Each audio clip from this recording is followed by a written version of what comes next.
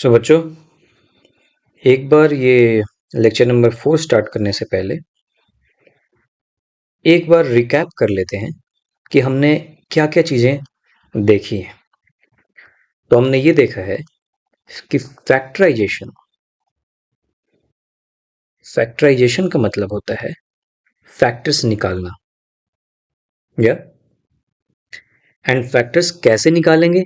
तो कॉमन लेते हैं किसी भी तरीके से। जो भी नंबर लिखा हुआ है जो कि जनरली वेरिएबल्स के फॉर्म में होगा, X Y A B C ऐसे इस फॉर्म में होगा, प्लस और माइनस के फॉर्म में होगा। अगर मैं उस नंबर को मल्टीप्लिकेशन के फॉर्म में लिख दूं तो यही मतलब हो गया फैक्टराइज करना। और हर मल्टीप्लिकेशन को का नाम है फैक्टर। तो ये भी एक फैक्टर है, ये भी एक फैक्टर है। किसका फैक्टर है ये? इस पूरे का। तो जैसे एक बार जस्ट गो थ्रू करता हूं।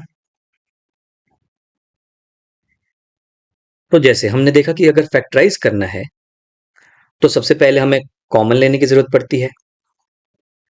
तो जैसे मान लो 7x-42, तो इसमें से कॉमन ले लिया तो ये फैक्टराइज हो गया, दो मल्टीप्लिकेशन के फॉर्म में आ गया। इसको भी फैक्टराइज करना था तो हम इसमें से देखेंगे क्या कॉमन है। फिर मैंने कॉमन लिया तो फिर मल्टीप्लिकेशन के फॉर्म में आ गया, इतना इंटू इतना। ये सारी चीजें हमने बना रखी है। इसको फैक्टराइज करना है तो फिर हमने देखा कि चारों में से कुछ कॉमन तो नहीं आ रहा। तो फिर हमने देखा कि फिर क्या करें। तो चलो इन दोनों में कॉमन लेते हैं, फिर इन दोनों में कॉमन लेके देखते हैं। फिर कॉमन लिया तो फिर हमें पता चला कि अच्छा, एक और कॉमन मिल सकता है। तुम देखना, जैसे हमने 12.1 बनाया होगा, अगर कोई बच्चा पहली बार ये लेक्चर नंबर 4 ही देख रहा है तो आप देखना कि हमने लेक्चर नंबर 2 में क्या किया है। तो हमने पता चला हमें कि अच्छा, ये भी एक तरीका है। हो सकता है कि ये चारों में कुछ कॉमन ना हो, लेकिन इन दोनों में हो, इन दोनों में हो, तो भी हम फैक्टराइज करके निकाल लेते हैं।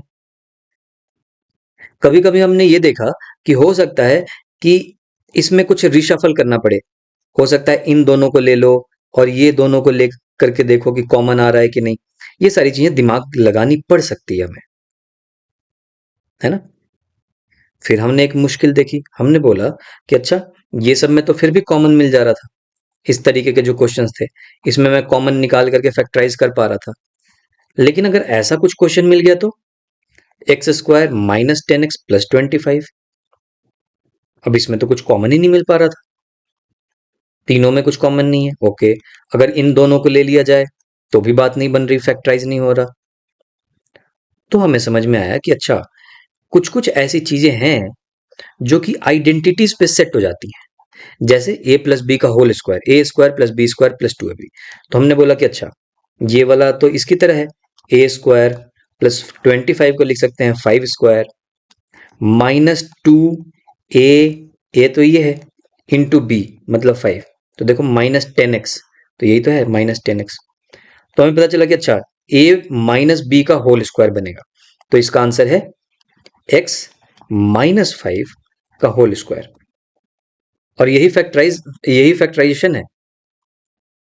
इसको मैं लिख सकता हूं x - 5 इंटू x - 5। हो तो क्या फैक्टर, देखो। ऑलराइट, तो यहां तक हमने देख लिया था। अब जैसे ये -2ab है वाला फॉर्मूला, वैसे ही कहीं पे ये लग जाएगा, a² + b² + 2ab। कहीं कहीं पे ये वाले फॉर्मूले फॉर्म्स में होंगे। जैसे x² - 100 को फैक्टराइज करना था तो हमने देख लिया a² - b², इस तरीके से हमने कर दिया। तो a+b इंटू a-b, और फिर मल्टीप्लाई करके हम चेक कर रहे हैं तो हमें पता चल रहा है कि हाँ, यही आ रहा है। देखो x² - 100, तो मतलब आंसर भी सही है, चेक भी कर पा रहे हैं हम। तो ये जस्ट एक तरीके से रिवाइज था कि अभी तक हमने क्या सीखा। अभी तक जितनी भी प्रॉब्लम्स आ रही हैं हमने टैकल करना सीखा है, ठीक है। अब एक और प्रॉब्लम लाया हूं तुम्हारे आगे। अगर ऐसा कुछ क्वेश्चन हो तो क्या है सर, पिछली बार आपने सिखाया तो था कि किसी ना किसी आइडेंटिटी पे सेट हो जाएगा, तो करते हैं सर। हाँ करो। तो देखो, ये है क्वेश्चन, x² + 5x + 6। करो, a² + b² + 2ab। वैसे भी काम नहीं बन रहा, क्यों? अगर मान लो यहाँ पे 6 को ऐसे भी कर दिया जाए कि एक्स स्क्वायर, पहली बात तो कि किसी का स्क्वायर 6 होता नहीं है, लेकिन फिर भी अगर मैं ऐसे कर लूं, एक्स स्क्वायर प्लस रूट 6 का स्क्वायर कर दूं तो हो जाएगा ना 6। ठीक है, तो 6 को मैंने लिख दिया रूट 6 का स्क्वायर, इतना तो कर ही सकता हूं। ठीक है जी, प्लस 2 इंटू ए क्या है एक्स, इंटू बी है रूट 6।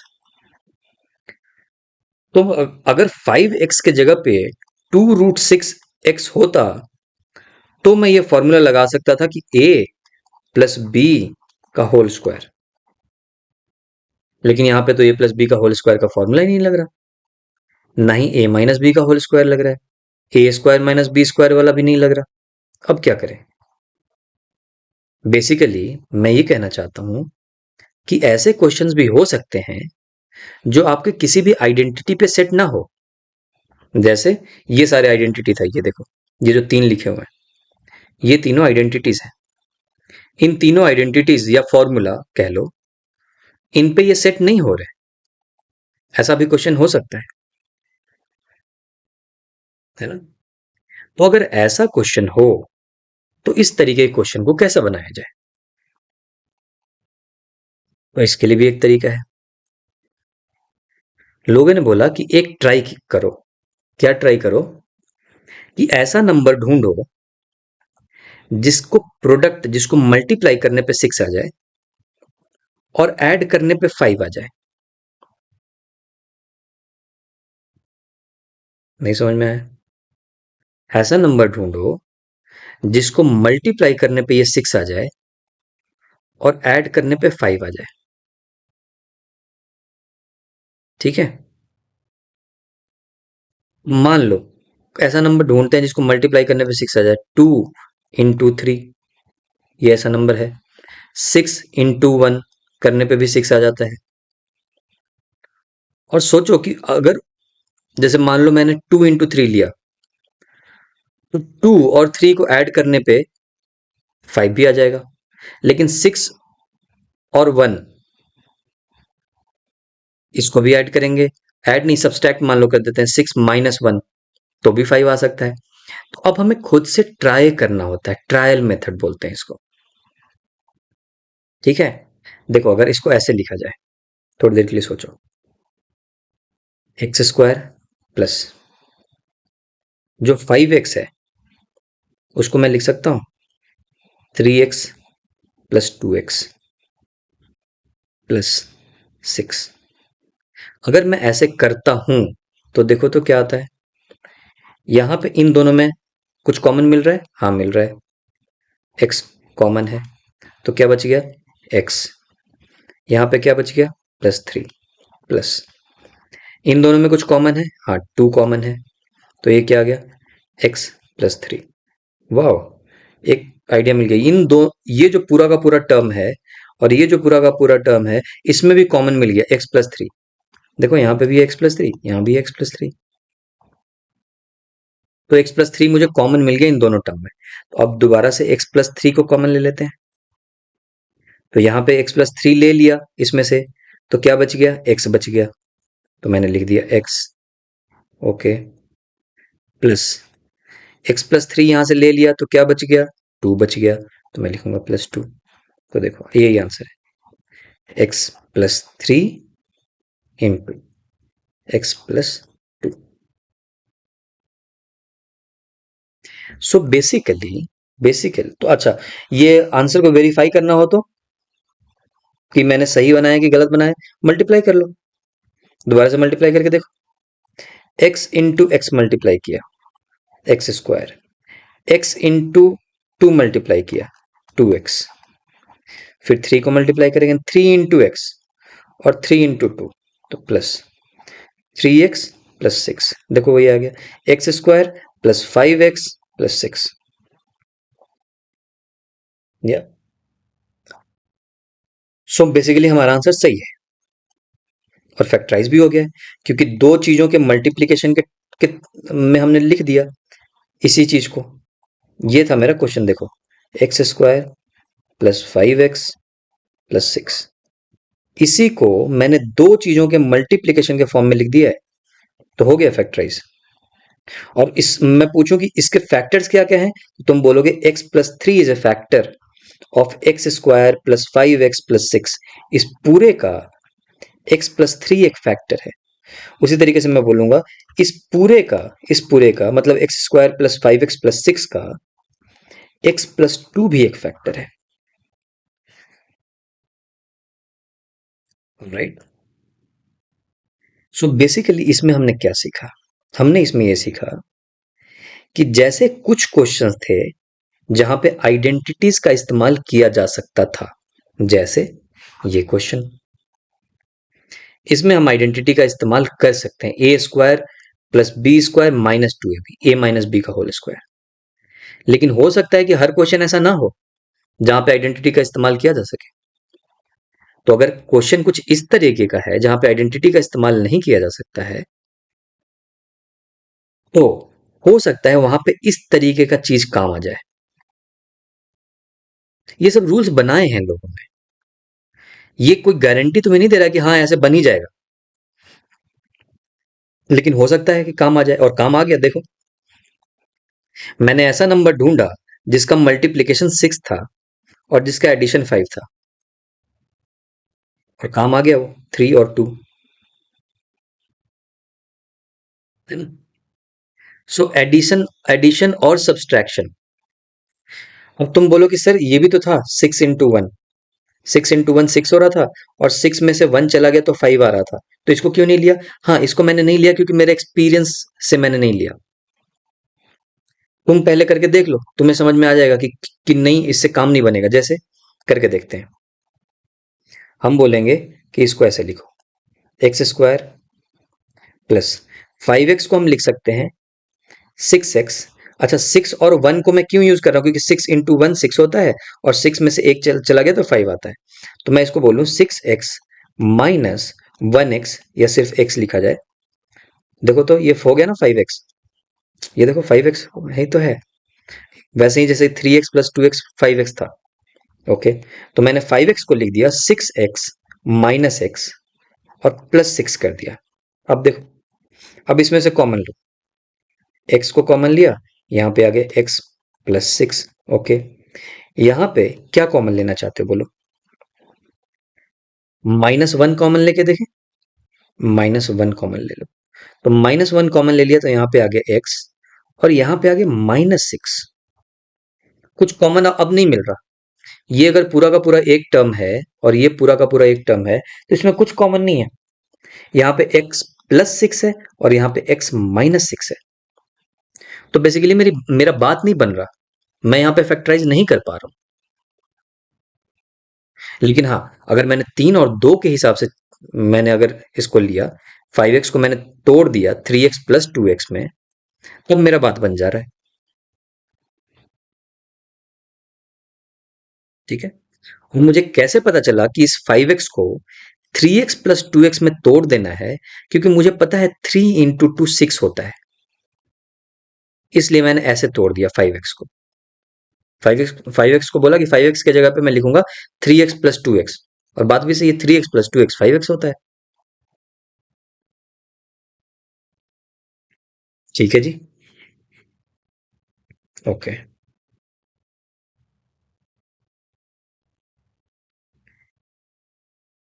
अगर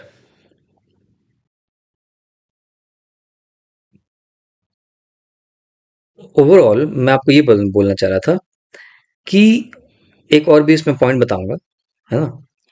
अच्छा, अभी बता देता हूँ। सो द पॉइंट इज कि एक्चुअली मैं यहाँ पे जो 6 के लिए मैंने ढूंढा ना, कि एक ऐसा नंबर ढूंढो जिसका मल्टीप्लीकेशन 6 हो रहा हो, है ना, और उसको ऐड करके 5 बन रहा हो। ठीक है, यही मैंने बोला था। लेकिन एक्चुअली जो नंबर ढूंढा गया है ना, वो देखो, x² के आगे क्या है? यहाँ पे 1। तो 1 × 6 ये होता है टोटल 6। इसलिए मैंने बोला कि ऐसा नंबर ढूंढो जो कि 6 के बराबर हो। मान लो कि यहाँ पे 1 के जगह पे 2 होता, ऐसा भी तो क्वेश्चन हो सकता था, 2x² + 5x + 6, और बोला जाता कि फैक्टराइज करो। तो अब तुम्हें ऐसा नंबर ढूंढना है 2 × 6 कितना होता है 12। तो ऐसा नंबर ढूंढो जिसका मल्टीप्लिकेशन 12 हो और एडिशन सब्सट्रैक्शन करके 5 आए। ठीक है, तो मैं इससे ये बोलना चाह रहा हूं कि सिर्फ और सिर्फ ये नंबर नहीं देखना है लास्ट वाला, एक्चुअली देखना है जो एक्स स्क्वायर के पहले है नंबर और ये लास्ट वाला नंबर का मल्टीप्लिकेशन। ठीक है, अब सिंस यहां पे पहले से 1 था तो इसलिए मैंने बोल दिया कि ऐसा नंबर ढूंढो जिसका मल्टीप्लिकेशन 6 हो और एडिशन करने पे 5 आ जाए। वो 6 मैंने इसलिए बोला क्योंकि यहां पे 1 है, 1 इंटू 6 6 ही होता है।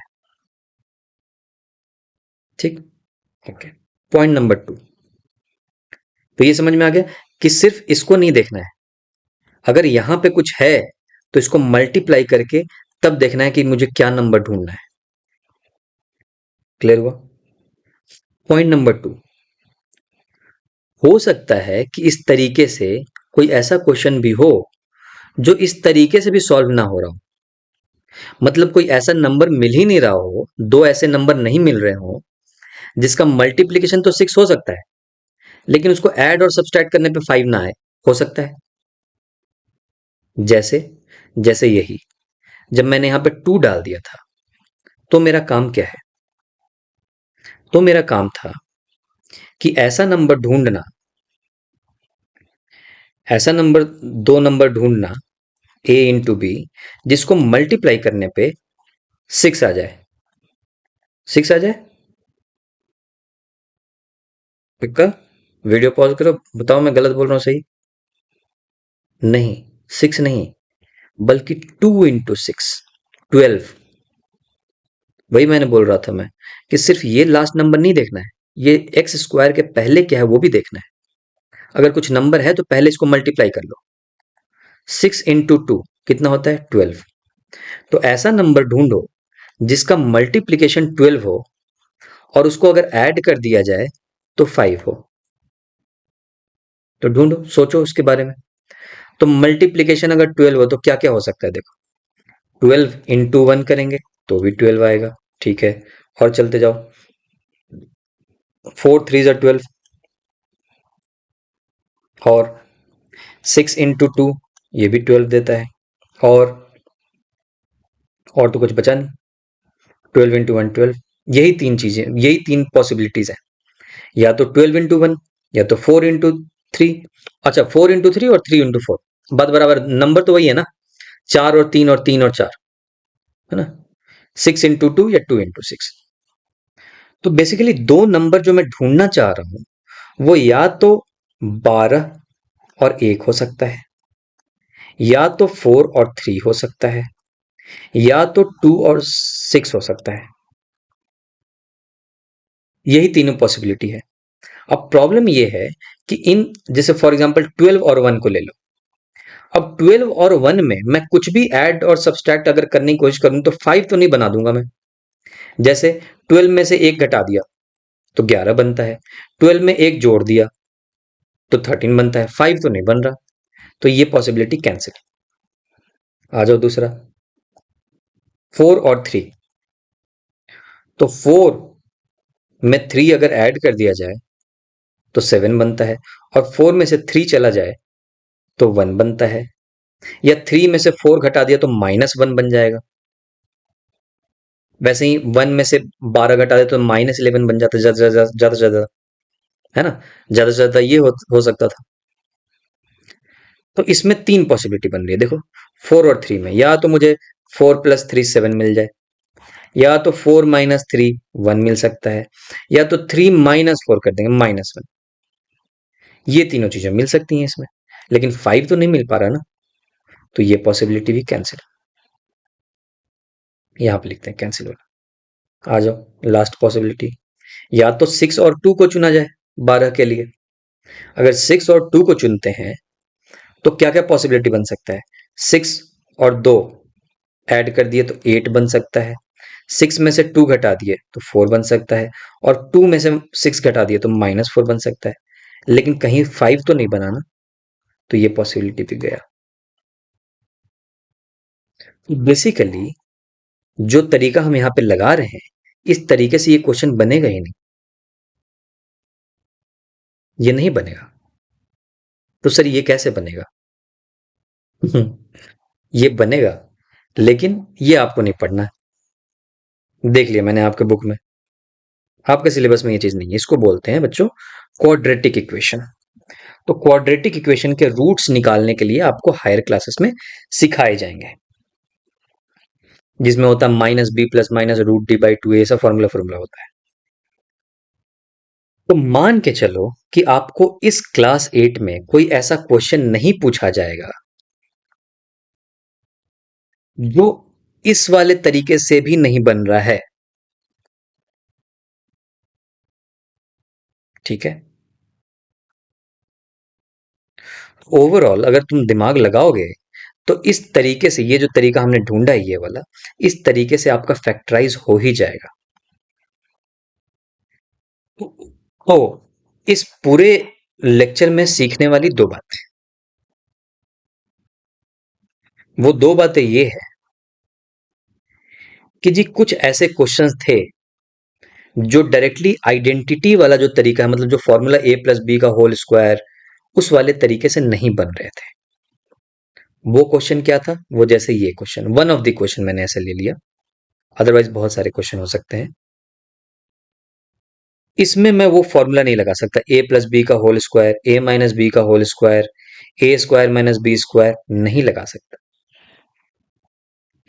तो इस तरीके के क्वेश्चन को बनाने के लिए आपको बताया गया कि कोई ऐसा दो नंबर ढूंढो जिसका मल्टीप्लिकेशन 6 हो। और यूं कहें तो अगर इसको और भी बिल्कुल फाइन ट्यून करके बताना है कि एग्जैक्टली क्या, तो 6 नहीं, इस ऐसा दो नंबर ढूंढो जिसका मल्टीप्लिकेशन, ये एक्स स्क्वायर के पहले क्या है? 1, तो 1 इंटू 6 6 होता है, राइट? इसलिए 6 बोल रहा हूं मैं। अगर यहीं पे मान लो 3 होता, तो ऐसा नंबर ढूंढो जिसका मल्टीप्लिकेशन 6 इंटू 3 विच इज 18, जिसका मल्टीप्लिकेशन 18 हो। क्लियर? सो अभी के लिए इसको हटा देते हैं। तो इस वाले केस में ऐसा नंबर ढूंढो जिसका multiplication 1 into 6 which is equal to 6, जिसका मल्टीप्लिकेशन 6 हो। वैसा नंबर ढूंढा मैंने, मैंने बोला 3 इंटू 2 कर दो, 6 आ जाता है, या तो 6 इंटू 1 कर दो, ये भी 6 आ जाता है। ओके, फिर दिमाग लगाओ, फिर दिमाग लगाओ कि इसमें से अब ये दो पॉसिबिलिटी है, 6 3 इंटू 2 और 6 इंटू 1। अब देखो कि अगर वो दो नंबर तुम लेते हो, जैसे मान लो ये वाला लेते हैं, तो क्या इसको ऐड या सब्सट्रैक्ट करने पे 5 आ जा रहा है? तो बोल रहा हूं हाँ, 3 प्लस 2 कर दिया, 5 आ गया। तो मतलब ये पॉसिबिलिटी हम ले सकते हैं, दिस इज डन। फिर 6 इंटू 1 पे आ जाओ। 6 इंटू 1 पे देख रहे हैं कि भाई 6 इंटू 1 किया, 6 आ गया, और 6 में से एक घटा दिया तो भी 5 आ जाता है। तो ये पॉसिबिलिटी भी हो सकता है, ठीक है।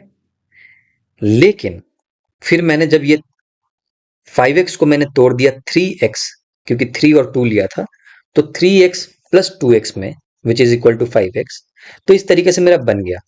और वही मैं जब 6x माइनस 1x ऐसे कर रहा था तो मेरा नहीं बन पा रहा था, ऑल्दो पॉसिबिलिटी था यहां पे भी, लेकिन नहीं बन पा रहा था, है ना।